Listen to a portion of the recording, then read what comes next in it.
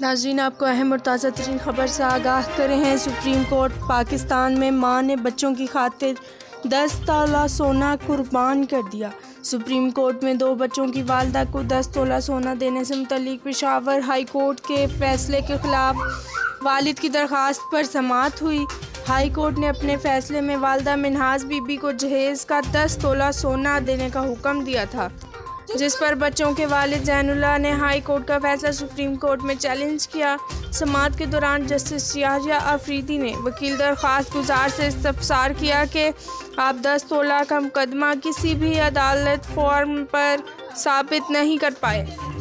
High court کے 10 تولہ سونا جہیز میں دینے کے فیصلے کی بنیاد کیا ہے؟ جبکہ اگر والدہ کو 10 تولہ سونا کے عوض دونوں بچے مل جائیں تو کیا یہ ٹھیک ہوگا؟